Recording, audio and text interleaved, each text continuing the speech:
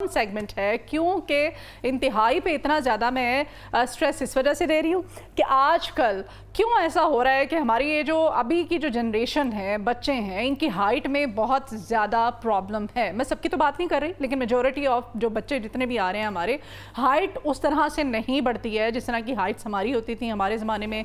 या फिर हाँ, अगर आपके वालिदैन की या आपकी जीन्स में आपकी हाइट अच्छी है तो अच्छी है, अदरवाइज़ बड़ा प्रॉब्लम है। इसकी क्या रीज़न है फिर हम जानेंगे कि ख़ास तौर पे नौजवानी की उम्र में हड्डियों के मसाइल क्यों बढ़ जाते हैं, पट्ठों के मसाइल क्यों बढ़ जाते हैं, क्यों इतना ज़्यादा दर्दों का शिकवा किया जा रहा है नौजवान नस्ल की तरफ से। छोटे छोटे बच्चे कहते हैं कि हमें दर्द हो रही है, हमारी टांगों में दर्द है, हमारे बाजुओं में दर्द है, हमारे कंधों में दर्द है। इसकी क्या रीज़न है? और फिर आजकल के इस जदीद दौर में कद बढ़ाने के लिए कौन कौन से तरीक़े मौजूद हैं और कौन कौन से ऐसे गलत तरीक़े भी अपनाए जाते हैं, जैसे सर्जरीज हैं और बहुत सारी, वो हम जानेंगे डॉक्टर साहब से ही। वही हमें बताएंगे कि जिनके साइड इफ़ेक्ट्स भी बाद में हमें भुगतना पड़ सकते हैं। तो अवेयरनेस है, अवेयरनेस के लिए आज का सेगमेंट ख़ास तौर पे हमने रखा है। तो मेरे साथ जी अभी मुमताज़ और माया नाज आर्थोपेडिक सर्जन जनाब डॉक्टर अली शेराजी साहब स्टूडियोज़ में मौजूद हैं।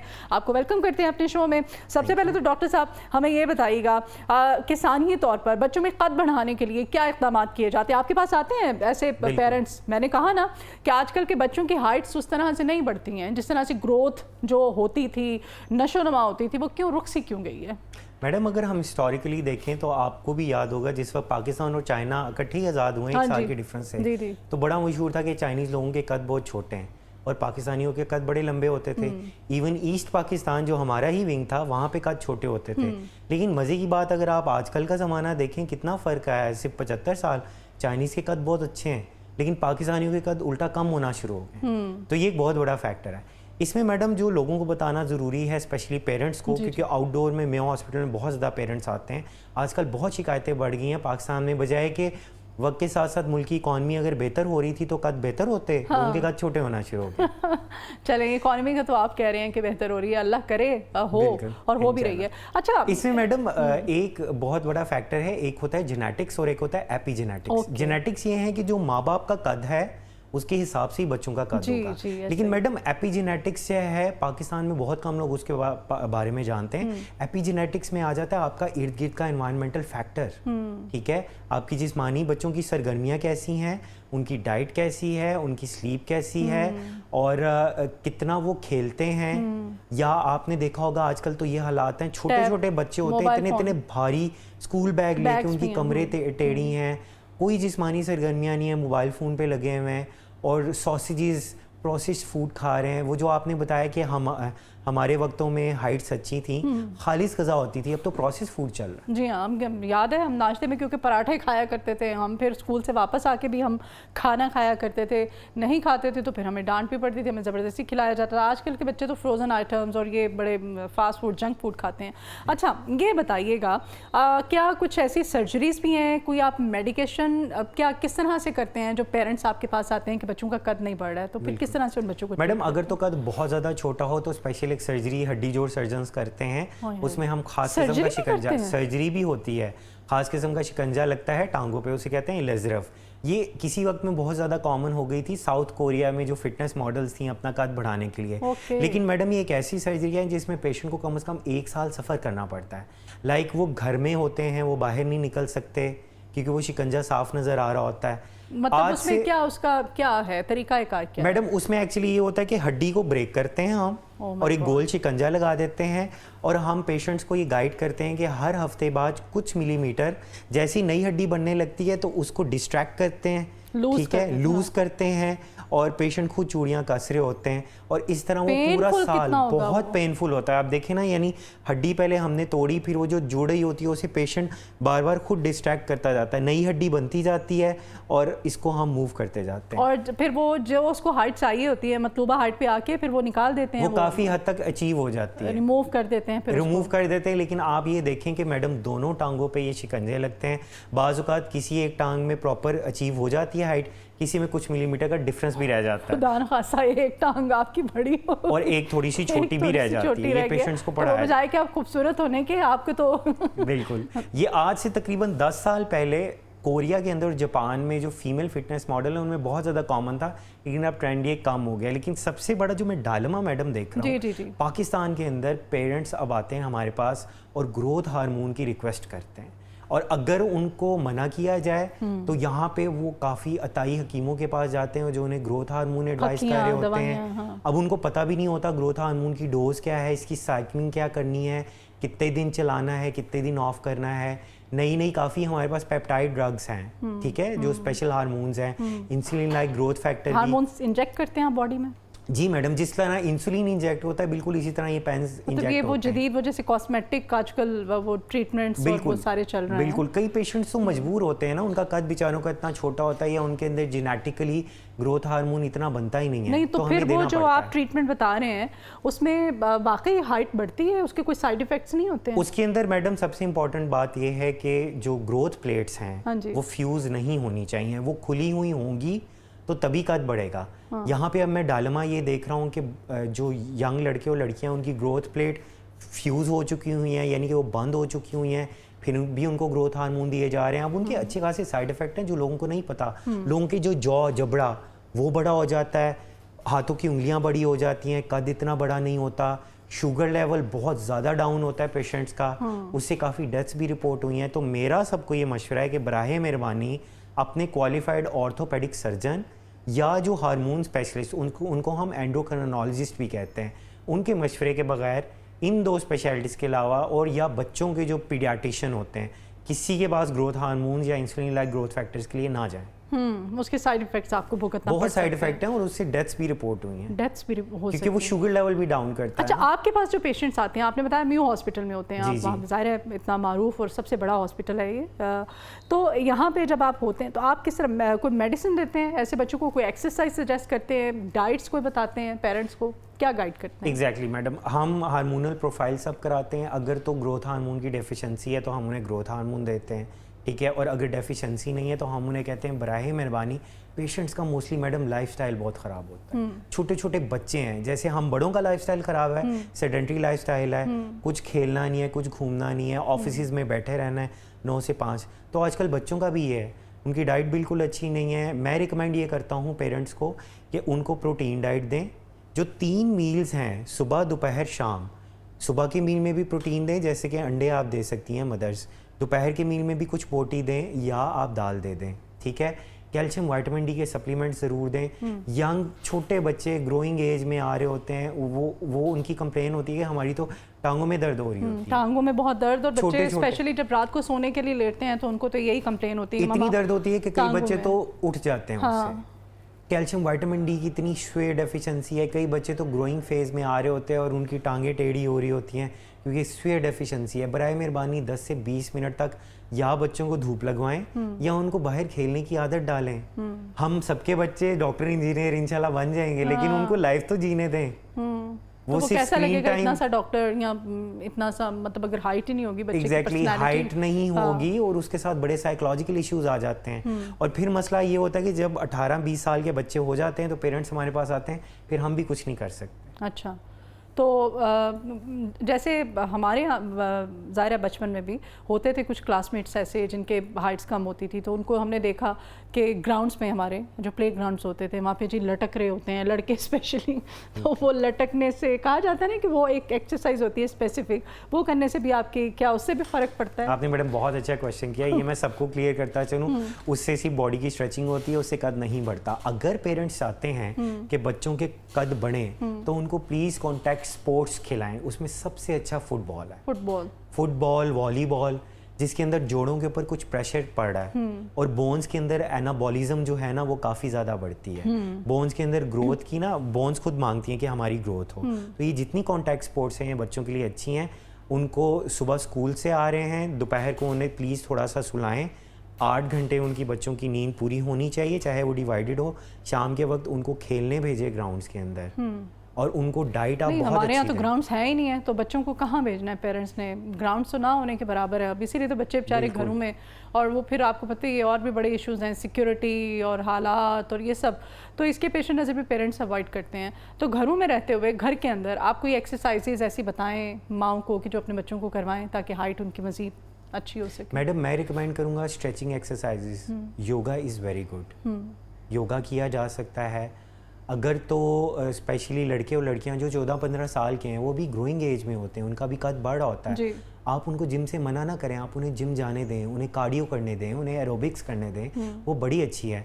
वो बिल्कुल ऐसे ट्रेडमिल करें, एलिप्टिकल करें, साइकिलिंग करें, ये बिल्कुल जैसे मैंने आपको कॉन्टैक्ट स्पोर्ट्स का बताया, जैसे फुटबॉल है, ये समझे बिल्कुल ऐसे ही है। उनके जोड़ों पे प्रेशर पड़ेगा, उनकी जो है बोन्स एनाबोलिज्म में आएंगी और उनके कद बढ़ने का जो है वो होगा।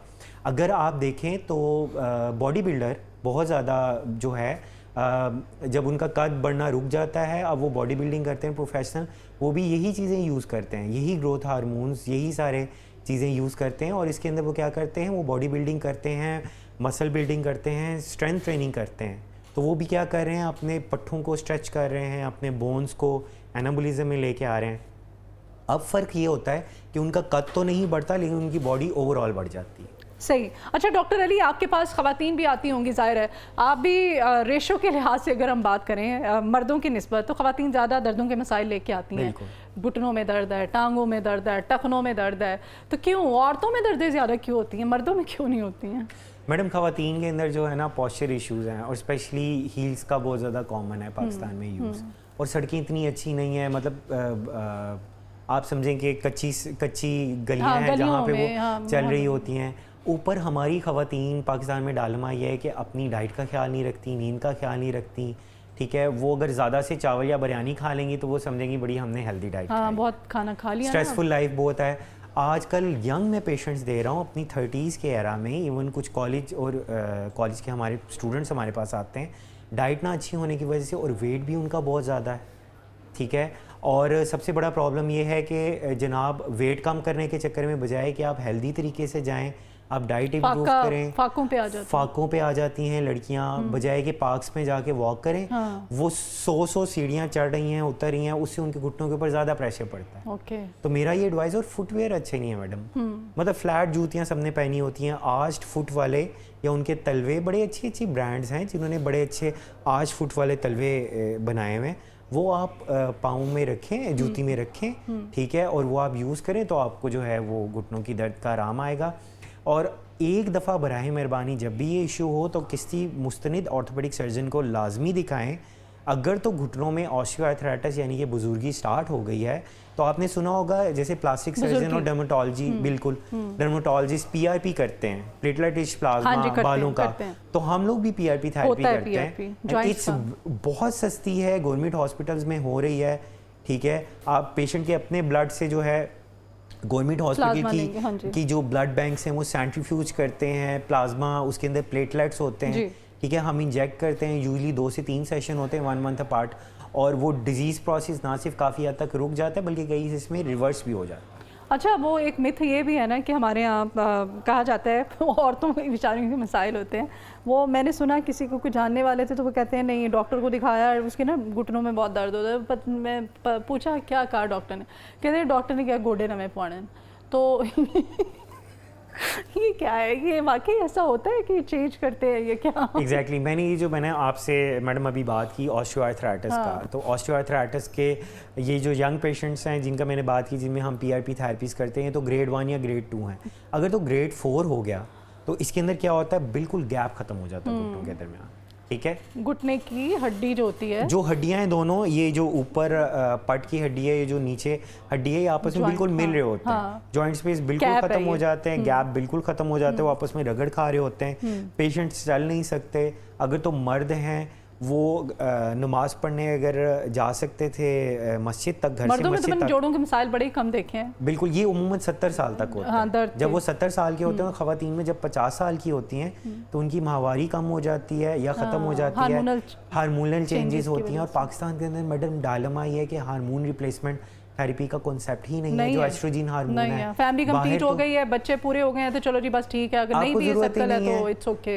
ख़वातीन डिप्रेशन में आ जाती हैं, मेडिकली डॉक्टर साहब ने बड़ा अच्छा पॉइंट रेज किया है। यूरोपियन कंट्रीज और अमेरिका, उसके अंदर तो हार्मोन रिप्लेसमेंट थेरेपी होती है, वो यंग मतलब अपनी लाइफस्टाइल बड़ा अच्छा जी रहे होते हैं। यहाँ पे मसला ये है कि 50 साल की उम्र में उनको घुटनों का मसला हो जाता है, और वो मैडम तब तक वेट करती हैं फीमेल पेशेंट जब तक वो बेड बाउंड नहीं हो जाती, वो मतलब मेरे पास काफ़ी पेशेंट आती हैं, वो कहती हैं हमारे बेटे की शादी है डॉक्टर साहब, हम अनारकली बाज़ार में हम शॉपिंग नहीं कर सकते, हमने उम्रे के लिए जाना है, आप घुटनों में इंजेक्शन लगा दें क्योंकि हम व्हील चेयर पे हैं। तो फिर ऐसे पेशेंट्स को हम एडवाइस करते हैं कि आप टाइम से अपने घुटने तब्दील करा लें जो बिल्कुल लास्ट स्टेज पे होते अच्छा, वो हैं। होता है। क्योंकि अगर पेशेंट व्हील चेयर पे चला गया और टाइम से मैडम घुटना भी तब्दील ना कराया तो पट्टे इर्द गिर्द के इतने ज़्यादा वीक हो जाते हैं कि फिर घुटना तब्दील करने की भी फेस तो क्या ये बहुत महंगा तरीका इलाज है ये? मैडम गवर्नमेंट हॉस्पिटल में फ्री ऑफ कॉस्ट ये ट्रीटमेंट हो रहा है।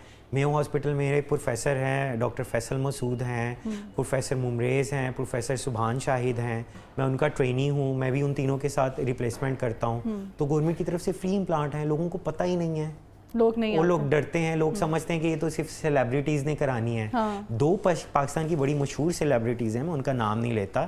एक प्लेयर थे बहुत अच्छे हमारे स्कॉश के, उनके दोनों घुटने रिप्लेस हुए 45 ईयर की एज में, और एक फीमेल पॉलिटिशियन थी काफ़ी मशहूर, उनके दोनों घुटने, शी वॉज अ डॉक्टर, उनके दोनों घुटने चेंज हुए। उसके बाद मैडम वो लोग स्विमिंग भी करते हैं। डॉक्टर हम पेशेंट्स को नहीं, मैं बात कर रहा हूँ जो हेल्थ मिनिस्टर थी गायनी की, प्रोफेसर इमरान खान के दौर में। अच्छा, डॉक्टर यास्मीन राशिद। आप देखें वो माशाल्लाह चलती फिरती हैं, कितनी अच्छी, लोगों को पता होना चाहिए। इसके बाद मैडम लोग स्विमिंग भी कर सकते हैं दोनों जोड़ों की तब्दीली के बाद, ठीक है। लोग टेबल टेनिस भी खेल सकते हैं, लोग ब्रिस्क वॉक भी कर सकते हैं, सीढ़ियाँ भी चढ़ सकते हैं। अच्छा डॉक्टर अली, कुछ डाइट आप सजेस्ट करें ना, जो बच्चे हमारे जो स्कूल से आते हैं वो कहते हैं कि टांगों में दर्द हो रहा है, ये पट्ठों में खिंचाव है, बैग इतने भारी भरकम है, बैग तो हम कम नहीं करवा सकते। मैंने स्कूल में इवन मैंने एक तो थोड़ा कंप्लेन भी किया अपनी बेटी के स्कूल में, बट उसके कोई रिजल्ट्स नहीं है। एट द एंड हमें ही कॉम्प्रोमाइज़ करना है। तो ऐसे बच्चों के लिए कोई डाइट रिकमेंड करें? रूटीन में तो हम थोड़ा बहुत उनके ज़ाहिर माइंड जितनी एफर्ट कर सकती हैं चेंजेस लेके आती हैं। मैडम मेरी रिकमेंडेशन ये है, ये जितने ग्रोइंग एज वाले बच्चे हैं जिनका बच्चे दूध नहीं पीते, सॉरी मैं आपको इंटरप्ट कर रही हूँ, दूध हम जो मार्केट में मिलता है दूध, वो अपने बच्चों को एटलीस्ट मैं तो नहीं दे सकती हूँ। वो मेरा दिल नहीं करता है कि मैं किसी मिल्क शॉप से मिल्क लेके अपने बच्चों को वो पिलाऊं कि मैं दूध ये बच्चे पी रहे हैं। No, not at all. कोई ऐसा कोई हमें रिकमेंड करें कि ये वाला दूध जो है पैकेट में हो, बच्चों के लिए सही है वो? मैडम हर वो मिल्क जिसमें पंजाब गवर्नमेंट या हुकूमत पाकिस्तान की स्टैंप लगी हुई है फोर्टिफिकेशन के लिए, यानी उन्होंने कैल्शियम, विटामिन डी इसके अंदर एक्स्ट्रा डाला हुआ है। गवर्नमेंट पूरी लिस्ट जारी करती है, जो पंजाब फूड अथॉरिटी है वो हमें लिस्ट देखनी चाहिए, हम सबको पता होना चाहिए। अच्छे खासे ब्रांड्स हैं, यहाँ पे हम किसी को इंडोर्स नहीं कर सकते, नहीं ले सकते नाम, तो वो यूज़ कराएं बच्चों को। और जब मैडम इनकी ग्रोइंग फेज है, मैं सारे पेरेंट्स को ये कहना चाहूँगा, आप फार्मेसीज पे जाएं, आप देखें कि वहाँ पे एक जो है ना कद की मेजरमेंट के लिए एक पूरी टेप या वो स्केल पड़ा होता है। बराहे मेहरबानी हर 6 महीने के बाद वो स्केल यूज़ करें, आपको खुद पता लग जाएगा कि ग्रोइंग एज में बच्चे कितने ग्रो हो रहे हैं। और एक है WHO वर्ल्ड हेल्थ ऑर्गेनाइजेशन का ग्रोथ चार्ट, वो प्लीज़ देखें कि 10 साल का लड़का है या 10 साल की लड़की है, उसकी कितनी हाइट होनी चाहिए, तो आपको खुद ही पता लग जाएगा। दूसरी बात ये है मैडम 70% पाकिस्तानी पॉपुलेशन कैल्शियम और विटामिन डी की डेफिशिएंसी का शिकार है, जिसमें हमारे बच्चे भी हैं। तो या तो आप उनको धूप में बाहर खेलने भेजें, या अगर धूप में बाहर खेलने के लिए नहीं भेजना, ठीक है, तो किसी भी करीबी डॉक्टर को दिखाएं, ऑर्थोपेडिक सर्जन को दिखाएं या बच्चों के फिजिशियन को दिखाएं। मैडम वो उनकी एज और उनके कद के हिसाब से कैल्शियम और vitamin D as a supplement recommend करेंगे, ताकि उनको ये जो रात को बच्चे सोते हुए उठ जाते हैं या माओं को शिकायत करते हैं कि हम थोड़ा सा स्कूल में खेले और हमें दर्दें शुरू होगी, तो उनके इशू सॉल्व। पोस्चर भी तो ऐसे है ना, हर वक्त टैब यूज़ करना है बच्चों ने, मोबाइल फ़ोन यूज़ करना है उन्होंने, इवन फिर जब होमवर्क करना होता है तो वो भी वो झुक के, स्टडी टेबल नहीं, उन्होंने झुक के, क्योंकि उनसे लिखा ही नहीं जाता है वो उनके। और ख़ास तौर पे आजकल बच्चों में एक ये भी बड़ी कॉमन चीज़ है, और मैं बिल्कुल देखा यंग लड़के और लड़कियाँ, उनमें मैंने देखा उनका पीछे से ये वो बाकायदा जिसे कुब कहते हैं, बिल्कुल वो ऐसे बना हुआ होता है। आप स्ट्रेट उनकी बॉडी पोस्चर जो है वो वैसा नहीं है। सबसे ज़्यादा मैडम प्रॉब्लम होता है जो छोटे बच्चे हैं, उसमें जो हमारे मदरसे के बच्चे हैं वो बिल्कुल, अगर आप नोट करें तो बिल्कुल ऐसे पोस्चर करके कुरान पाक पढ़ रहे होते हैं। तो हमारे पास आउटडोर में इतने ज़्यादा बच्चे आते हैं, ठीक है, मैं उनके पेरेंट्स को गाइड करता हूँ कि ठीक है बच्चे ने आप मदरसे में पढ़ लिया, अब उसका थोड़ा सा टाइम रेस्ट करने का है, थोड़ा सा खेलने का है, बराए मेहरबानी उनको ज़बरदस्ती खेलने के लिए भेज दें, निकालें, छोटे घर से निकालें, ग्राउंड से निकालें। हम पता नहीं डरे हुए हैं बड़े शहरों में रह के, हमने बच्चों को कैद किया हुआ है। छोटे छोटे बच्चे मैडम, उनके पट्ठों के इतने खिंचाव होते हैं, जब हम उनके एक्सरे रेडियोग्राफ कराते हैं, तो मैं तो पेरेंट्स को रिकमेंड करता हूँ बच्चों की डाइट, बच्चों की स्लीप और बच्चों की खेल पे कॉम्प्रोमाइज़ ना करें। आपने अपने बच्चों को डॉक्टर, इंजीनियर, सिंगर जो मर्जी बनाना है वो अल्टीमेटली बन जाएंगे, लेकिन उनको ज़िंदगी तो जीने दें। सही, ठीक है जी। डॉक्टर अली थे आज हमारे साथ, आप आर्थोपेडिक सर्जन भी हैं, आपने बड़ी अच्छी बातें की हैं, हमें बताया आपने वो जदीद तरीका इलाज जिनके फ़ायदे हैं वो भी इन्होंने बताया। पीआरपी का आपने बताया कि बड़ा इफेक्टिव है आजकल, पीआरपी, ग्रोथ हार्मोन जो लेजर ऑफ सर्जरी करते हैं हम, ठीक है, और बाकी